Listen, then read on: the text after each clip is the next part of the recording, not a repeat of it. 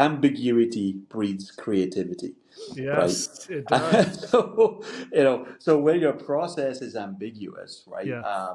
You're going to get a lot of creativity. Now, Yes. to use your phraseology, on a level 5 employee, that's okay, Yeah. right? Creativity is good. That's what That's you want from productive. your level 5. That's Yeah. what they're there for, Yeah. right? From a level 1 employee, that's the last thing you want, is people being Yes. creative. Okay, Well, because that creativity is not going to lead to your production, your company. It's going to lead to their right. production for themselves. That's right, exactly. That creativity may be completely unwanted in your Yes. process, right? It's not a secret that founders, CEOs of second stage companies and their teams should be building systems as they scale. When I was introduced to Nick Foy, founder, CEO of Silverdale Technology, our conversation was all about building systems. So I thought it'd be great to have him come on here and break down essential elements to building great systems. And if you want to fortify your systems, this is going to be a huge tool in your tool belt. I'm sure of it. So welcome to the show, Nick. Great, Lee. Thanks for having me. It's good to be here. Yeah. So tell us a little bit about your background and why do you know about systems? Yeah, so you can probably tell I'm no spring chicken to this world, and I've been doing this now for over 30 years. My career first started a long, long time ago in a factory that made video recorders, so that Oh, gives you a bit wow. of an idea of how old I am. But my time on the production line at the video recorder factory was cut short after only 3 months, where I promptly got fired for being a disruptive influence on the production line. And and that story, I was only 16 at the time. I didn't know anything. But Yeah. what was evident to me back then was, my job on the production line. I was right at the end of the production line. I was doing some rudimentary type form of quality control. And what I figured out is what I was doing was I was fixing mistakes that were happening further up the production line. And in my 16-year-old head, that just didn't make any sense to me. And as soon as I figured out that that's what was going on, I started shouting across the production line at the people that made the mistakes to Oh, say, "Hey, gosh. I got another one. Hey, I fixed another one of your mistakes." And eventually my team leader said, "You got to stop shouting across the production line." And of course, I didn't How listen. I long did kept that doing take? it. About 5 minutes? Yeah, it wouldn't take long. But as a result, I was promptly fired for just being a disruptive influence on the production line. But even to my 16-year-old brain, that whole thing just didn't make any sense to me, right? Mhm. Why would you accept a failure further up the process and then have Mhm. to employ someone to sit there and fix the thing? Mhm. Like it didn't make any sense to me. And that was kind of my introduction, I guess, Yeah. to I didn't know any of the terms back then. I didn't have any training. I just knew in my gut that something just wasn't Something's right. wrong. Yep. And once I got fired from the video recorder factory, which thinking back in it was probably the best thing that ever happened to me. I don't suppose I'd still be there now. No one really needs video recorders, but Yeah. um, when I left there, I then worked for Glenmorangie, which is a great Scotch whisky company. For those of your listeners there who enjoy a bit of a dram Yes. or two, Yes. will be very familiar with that name. And I worked there for like 6.5 years, and that was a great education for me. And part of my role there actually was moving between different teams and figuring out how the company worked and how things moved from marketing to sales to Hmm. manufacturing, distribution, finance, right? It was a great education for me in figuring out how businesses hang together.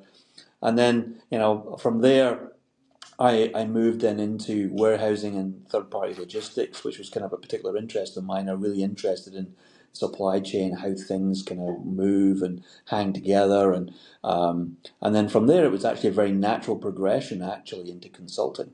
And I worked Okay. for Capgemini for a good few years and focused really my education, I guess, there was really on formalizing some of the stuff I'd been doing. So that's when I was introduced really into the formal structure of things like Lean, Six Yeah. Sigma, project management, PMP and all that great stuff.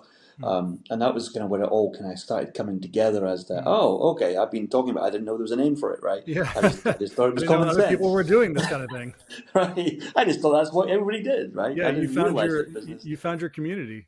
That's it, exactly. It was great, especially in the lean part of it was for Yeah. me, and my role at Capgemini was really interesting because we were taking kind of lean concepts that were traditionally focused on manufacturing, and we were employing those lean techniques and principles to logistics and supply chain, so warehousing and Yeah. distribution.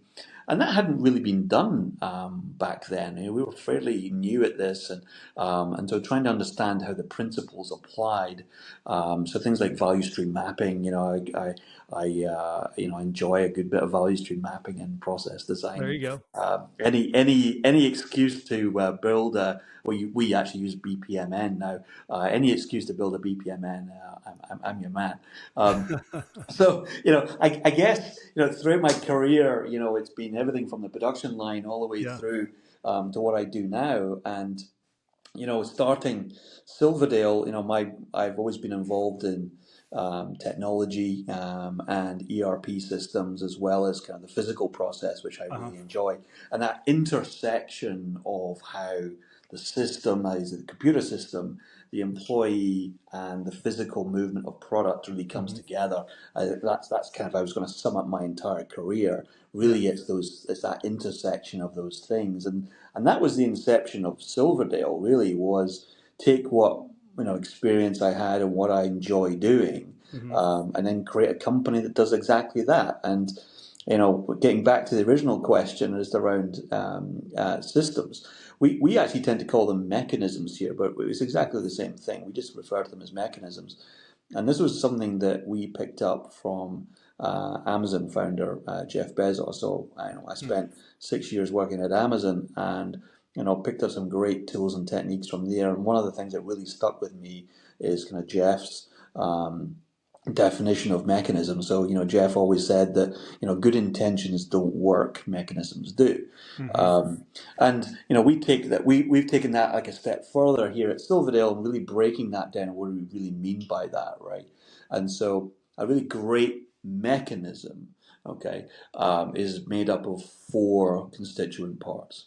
There's the process, the tool, the adoption, and audit. And if any one of these four things are missing, then you really don't have a mechanism, right? Yeah. It's just a good intention. It just makes you feel better. So, a good definition of a good intention is Yeah. when you've done it, I've done it, we've all sat in meetings where we all look at each other and go, wow, we really should do something about that. That's a big problem. Everyone Yeah. says, yeah, we really should. Yeah. And everyone walks out thinking you achieved something, but you Yeah. really didn't. Right. You just made everybody feel good for a few minutes, and then We the talked next about it. meeting you come in Yeah. and you say, "Hey, didn't we talk about this already?" Yeah. Well, Yeah. yeah, we did, but we didn't do anything, right? Yeah. And Well, that's really where mechanisms comes in. I love that, and I first of all, let's start by saying I think that I got the right guy on the call because you're definitely qualified. I think you are qualified to talk about systems for sure. So that's good, and I know that like sort of the premise of what we're going to talk about here is like the essentials of building a great system. You outlined them briefly there. Um, what so that turning point from I guess starting Silverdale, was that sort of like where the light bulbs kind of went on for you in your career to say, okay, all this makes sense now, and now I have what it takes to take it to the market. Yeah, absolutely. And I always knew I wanted to run my own company. Yeah. The problem was I just didn't know what I was going to do. Right. I didn't go through formal education, so I'm not an economist. I'm not a Sure. marketeer. I'm not a Probably better for it. I think so. It's not done me any harm. Let's put it that way. But Right. but it was always a case of I knew I wanted to run my own company. I just had no idea what it was going to do, whether it was going to Yeah. make stuff, sell stuff, whatever what it was going to be. And so when I decided, I had the opportunity to actually go do my own thing, and I was like, okay, well, I'm just going to just come up with a list of stuff that I'm good at. I'm going to come up with a list of stuff that I enjoy, and I'm going to create a company around that. And that's really where Silverdale came from. And and it is that intersection of business process, of systems and mechanisms, and ERP systems. And I think that's been something that an industry-wide problem of implementing ERP systems and Yeah. bringing very much real world practical solutions. We kind of, I like to call ourselves like the antidote to the traditional ERP industry, right? Okay. Because we just don't do it like everybody else, right? Yeah. It's just not our, we're not an ERP implementation company. It's not what we do. Yeah. We do the things that, I'm personally very good at and enjoy doing. And guess what? There seems to be a market for that. So, Yeah. Who would have thought, right? Okay, well, let's jump into it. Let's look at the first one. Again, four essential parts of building a great system, or as you say in Scottish, mechanism, right? good Okay, translation. process. Yeah, so process is the very very first step, and actually these are in sequence. So once if you're going to try and do something, you need to understand the process, right? Within lean, of course, without process there can be no improvement, right? So if you can't point at something and clearly identify, hey, I do A, then B, then C, and sometimes I do D, or maybe in this circumstance I'll do E. What's interesting to me, Lee, is that it's amazing how many companies and how many people we speak to as part of our kind of onboarding and sales process, that when you ask them, hey, can you just explain your process kind of high level? How do you buy stuff? How do you sell stuff? And it's just really interesting to me how many people actually can't really describe that, right? Yeah, Well, sometimes we do this and sometimes we do that. Oh, but actually, there's this use case where we do, and you start realizing that, okay, you really don't have a process, and no, hell, look, 20 years ago, 15 years ago, I guess now, we were using Visio for doing this. Now, there's way better tools out there these days for doing mm, process mapping than Visio, thankfully. But it's really interesting how many companies, like I'd probably less than 5%, is in my experience, yeah, actually have their business processes mapped out in any way, shape, or form. Okay, right, and it doesn't have to be formal. It doesn't have to be Visio or Lucidchart or BPMN, right? yeah, It could just be post-its on a wall. It could just be a whiteboard, right? yeah, But if you can describe what happens one step after the other to have a okay, logical start and end, right, with potentially some options in between, then you can describe your process, right? mhm, yeah. And Let me so insert one idea here. Going back to my a consulting firm I worked for years ago. The owner went through the Lean Six Sigma process, and he was very interested in applying it to the organization. And so I watched him, and that's sort of where I learned a little bit of this, where he literally would just take a whiteboard and said, mm, "Okay, bring someone in, tell me what you do, and now tell me what it is the steps that you take to do that." And then they would draw lines. And I'm very visual. I love diagrams. I love yeah, visualizing things on whiteboards. All my strategies and stuff are like that. You can see my whiteboard behind me. I mean, I'm always constantly trying to get them out of my head. And yep. so to me, that made so much sense. I'm resonating a lot with what you're saying. Yeah, and getting things out of people's heads and getting them into something that we can Yeah. all share. And again, like you're right. I mean, whiteboards I've got two either side of me right now. Yeah.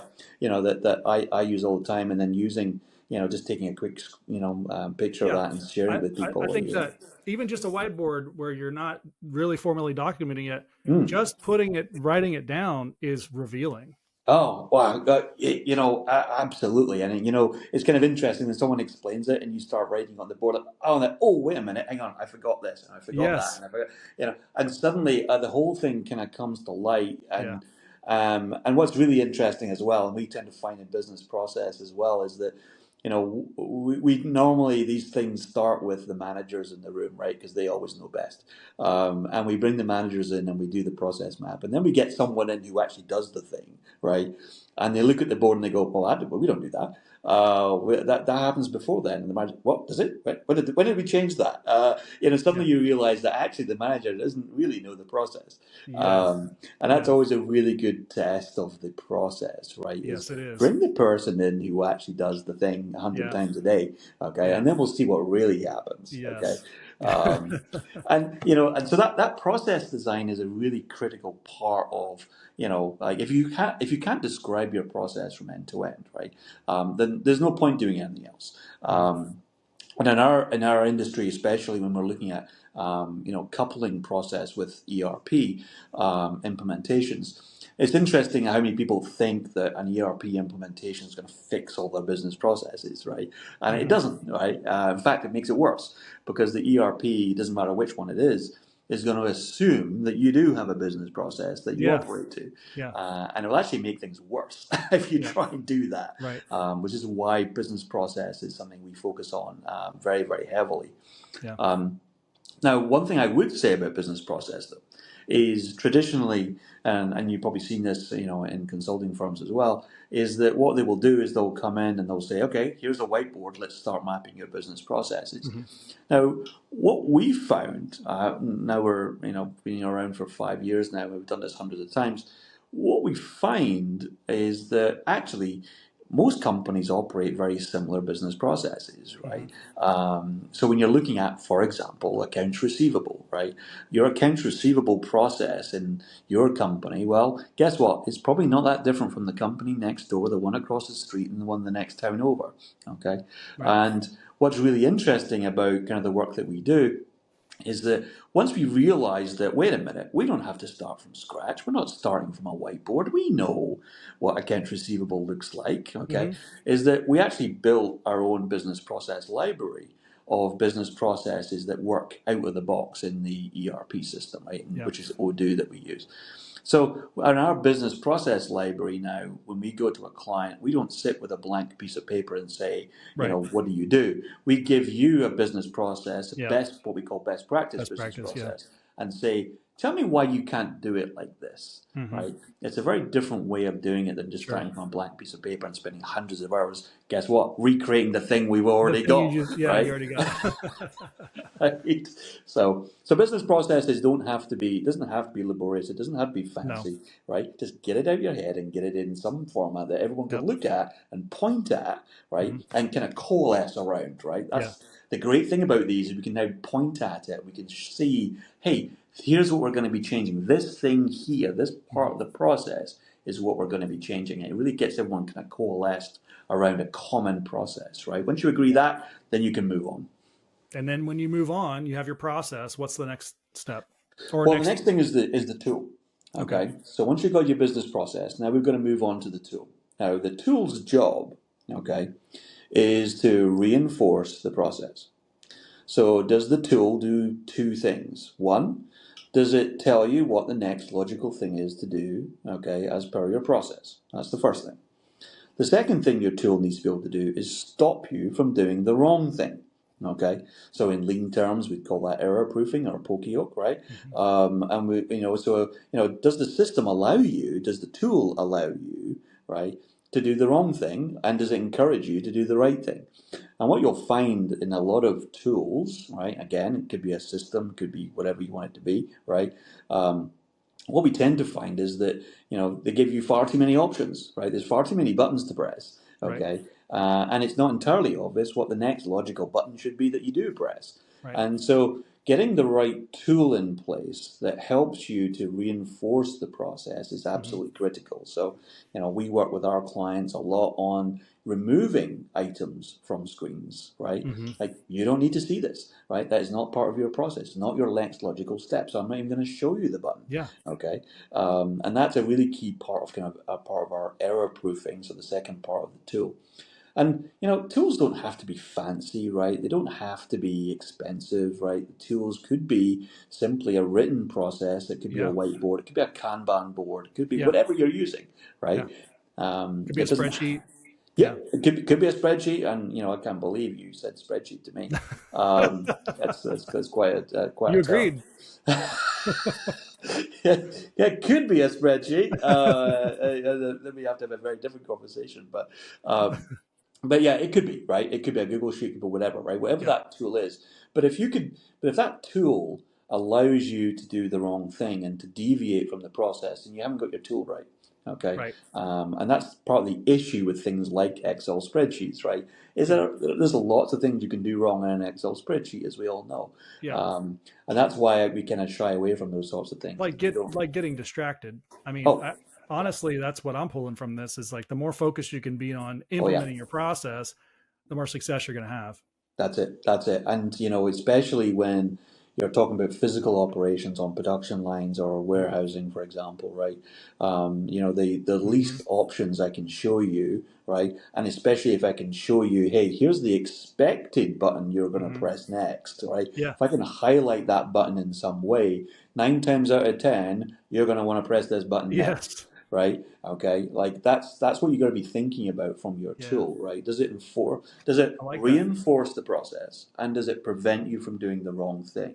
So as a That's tool, that's yeah. what you're looking for. That's how a marketer thinks, right? If you think about a conversion path, There you we're go. wanting we're sort of highlight the next step that we want you to take. So That's right. The call to action, I think, is a good yes, way of call to thinking action. of it, right? That's Exactly. a really great way of thinking. I'm gonna borrow that. Yeah. Yeah, that CTA, as far as the process and the workflow is concerned, is really important. So for tools, and maybe you said it this way, but what I'm hearing is it's tools are guardrails to your process. Yes, guardrails. Think of it as workflow. Think of it as a wizard or whatever you think of Yeah. these things as, right? It's that logical. Here's what I expect you to do next, right? Gotcha. And you don't. I'm not going to take you off everywhere else and allow you to do something else. Okay. So you've got your process kind of Yep. mapped out. You've got a tool that supports you. Now, what's the third piece? Right, and this is normally where most people stop, right? Is Yeah. they do some process design, Yeah. they You're go right. buy a tool or implement a tool, and they think, hey, job done, right? Yes. And 6 months later, they come back and go, hang on a minute, why is that thing not happening? Or why is no one using the tool? Or why is this process broken again, right? Yeah. Because this is where most people stop, quite Right. frankly, right? Um, so the next part is the adoption, okay? And the adoption is also broken down into four parts, okay? Okay. So when you're thinking about adoption, what we're looking for in adoption is, first of all, are people aware, right? Do they know they should be doing the thing? Okay, so has anyone told them, right? Mhm. So have you built some sort of awareness that says, hey, yeah, you should be doing this, That's okay? pretty critical, right? You spend a lot of Right? time on process and tool. You might want people to know that they should be doing it. That's right. Okay, and you'd be surprised, Yeah. right? Even in my business, I'll turn up and I'll go down to the factory floor and I'll speak to a production supervisor and I introduce myself and they're like, "Yeah, what do you do, Nick?" And I'm like, "Oh, I'm here because we're working on a Odoo implementation." Like, "Well, what's Odoo?" And like, "Oh my God, here we go!" Right? Like they Yeah. haven't even communicated what's going on, right? Yeah. Um, That's where you wear the T-shirt that says "Ask me about it's Odoo." exactly right. It's exactly right. And it's like, oh my goodness, we're trying to do some of that work for the client. And that's okay because it's not natural in a lot of companies, surprisingly, right? Yeah. So that awareness, don't take it for granted. Don't assume just because they've been talking about it in the in the boardroom or in Hmm. the management office for the last 3 months. Everyone's been talking about it. Don't assume that everybody else knows what you know, Right. right? Right. So the first thing is awareness, right? Do Okay. they know they should be doing it? So once people know they should be doing it, the next thing to look at is do they know how? Hmm. Okay. So have you trained them, right? Do they know how to do the thing, right? Have you taken the time to actually show them how to do it, right? Have they Yeah. had an opportunity to practice? Have they had an opportunity to press the button that you want them to press, Yeah. right? So giving people the training, okay, is the next part of the adoption. Okay. Now, once you give them the training, the next step is now have you given them the access? And what we mean by access is both in terms of security groups and whatever in the system Hmm. itself, right, to get access to the button, okay, Hmm. but also it's about the right tools, right? So have you given them everything they need? Have they got the right barcode scanner? Have they got the right Yeah. tools to Yeah. actually do the thing they've been Yeah. trained to do, Yeah. right? Because if you haven't done that, again, don't be surprised they can't do it. Yeah. Okay, I didn't give you the barcode scanner. Don't be surprised they're not It's scanning not using the going to get barcode scanner. scanned. Yeah. Right, I mean, right. these sound like all logical things, but I think sometimes the simple logical things are the things where you fumble it. I mean, that's where it just doesn't happen. Yeah, and you know, I'll tell you, when we first started at Silverdale 5 years ago, and one of our very first projects, we were doing an implementation for a client of ours down in Mexico, and you know, we did all the great technical work, we did all the customization, we did all the coding, all that great stuff, right? And then we got to the shop floor, day one, go live. It's like, hey, we're all good, we're all good. And then it's like, okay, so you're going to scan the label. And they're like, what label? I'm like, okay, yeah, okay, yep, sorry, yeah, we didn't tell you print the Yep. label. And Here's the okay, label. I clicked the print label button. Okay, great. Take your label and attach it to the box. They're like, what label? I said, the label that came out of the printer. What printer? Oh my Where's the God. printer? Right. You start realizing, wait Oh a man. minute, what happened there, right? Yeah. You know, and sometimes it's, oh, we've got the printer's way over there. Oh my Yeah. goodness, right? Okay, so you know, again, you said it right that sometimes these things seem really obvious, right? Yeah. But you know, when you're in the thick of it and you've got a couple of hundred people and you've got customers to satisfy, you've got orders to do, right? These things, you know, having these sorts of checklists as you go through your mechanism is incredibly important, right? Yeah, you Um, know, this for some reason this brings up in my mind. There's a book I read a long time ago. I can't remember the title, but it was essentially like there's five levels of employees. The five, you know, level five being kind of fully autonomous, they owning the mm, role, they're thinking for themselves. This is your typical executive level. And then level one, there's levels in between. Level one is like, here, take this, go to the copy machine, make me a copy, and come back. right. And it sounds like what you're describing is and maybe not in every environment, every situation, but these systems need to be developed at grade level for the employee who's going to be using them. So, Oh yeah, you know, the example of get the barcode printed, put it on the box. Well, where's the box? Where's the printer? Where's the barcode? Where, right? That's a level one employee, and that's yeah. okay. It's just that's the person who's in that role. The system Right. needs to be tailored to that role. Absolutely right. You know, and you know, it's kind of interesting. We actually refer to that here at Silverdale. We actually refer to it as ABC. And Okay, what we mean by ABC I'm is sure it's um, something. Yeah. ambiguity breeds creativity, right? Yes, it does. So you know, so when your process is ambiguous, right, Yeah. you're going to get a lot of creativity. Now, Yes. to use your phraseology on a level five employee, that's okay, Yeah. right? Creativity is good. That's what That's you want from productive. your level five. That's Yeah. what they're there for, Yeah. right? From a level one employee, that's the last thing you want is people being Yes. creative.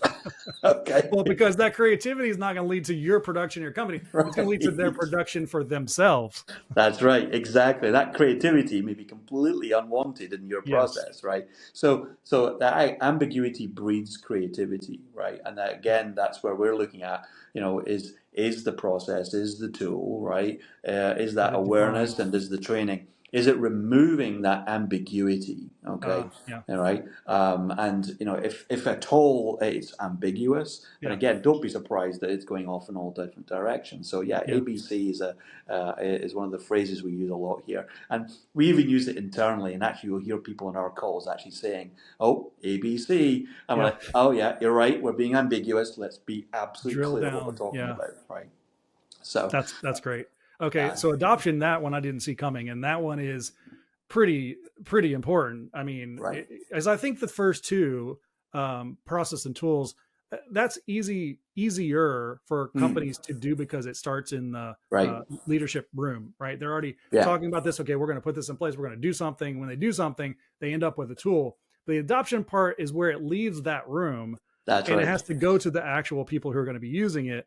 And if they weren't in that room, now there's a big gap. So that's a huge piece, adoption. Now That's it, what's next? exactly. What's next after Well, that? there's one more piece of adoption we didn't cover. So, Oh, that's right. Okay, um, yeah. yeah, so there's the awareness that you talked about. Do they know they Mhm. should be doing it? The next one is, do they know how to do it? Right. The third one is, do they have the tools to do it? Yep. Okay. And then the fourth part of adoption is, do they want to do it? Now, Uh, this is always the most I'm saying ambiguous, right? It's always the most contentious one of these is, do hmm they want to do it, right? You never really want to think that your employees are deliberately not doing something, okay? Sure. Now, where that really comes in is the want to do it is really making sure that people understand the importance of hmm doing it, right? Like, it might not be obvious to them, just like my story about the production line, right? When I got fired, is it might not be obvious to someone that their job and their thing that they're being told to do might be affecting someone 10, 15 steps down the line, and they might have no visibility of that. Right. Okay. So you have to explain the importance of what they're doing, right? And it doesn't have to be, again, you want to keep this, again, level one employee, to use your terms, right? Yeah. You've got to make sure you're not saying about, oh, it's really important you press this button, otherwise, oh, we don't post the COGS entry in your accounts receivable. Yeah. Right? Yeah. That's not what we need to. What we need to say is, hey, it's really important you do this. Otherwise, what happens is we can't create the invoice and then bill the customer and get paid, right? Yeah. So you've got to be thinking about it in terms of, oh, I didn't know that. Okay, Yeah. great, press the button, please, Right. right? So understanding the importance is that last part I like it. of adoption. Okay, Yeah, and so importance, but I'm what hits me is making it to where it will be adopted, because want is sort of like, I want to do this because they've made it easy for me. yep, Maybe it's removed some pain because I know that if I do this, then I'm not going to get in trouble in this way.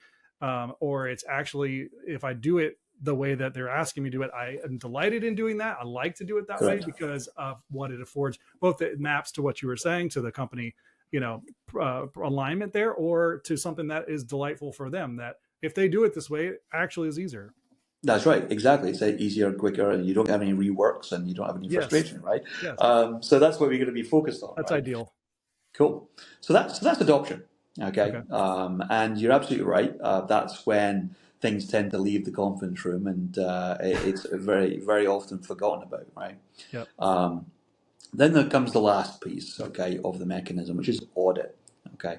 Now, the audit part of the mechanism is really about saying, is the process, is the tool, and the adoption, is it still happening? Okay. So this is it still in place? So you know what it's like, we've all been there, right? You put something in place, you walk away, right? And then 6 months later, something happens, right? Client complains or whatever. You're like, wait a minute, we fixed this months ago. How's it Yep. happened again, right?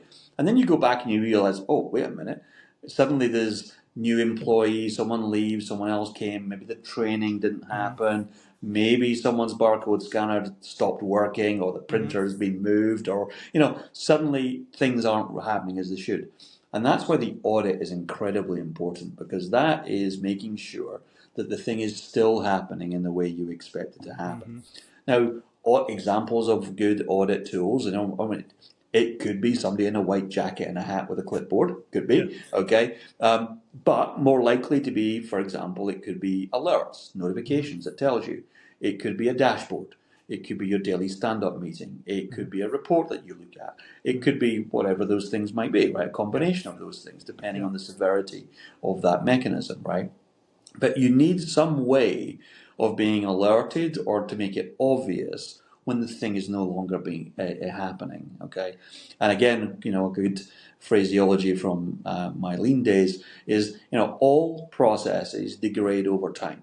Mm-hmm. Okay, it's a natural, processes have a half-life. Okay, Yeah. right? So don't be surprised when you look away from it, it's suddenly going to go wayward on you. And that's what the audit is there for, is to make sure, one, if it's not happening, you need to see it. If you can see it, you can deal with it. Go back to your adoption, figure out what's going wrong, right? And it's going to be in the adoption area, right? Yeah. Yeah. That something's gone wrong. But the audit is an incredibly important way to make sure that your mechanism, okay, isn't just a good intention, that Yeah. actually it's still going after time.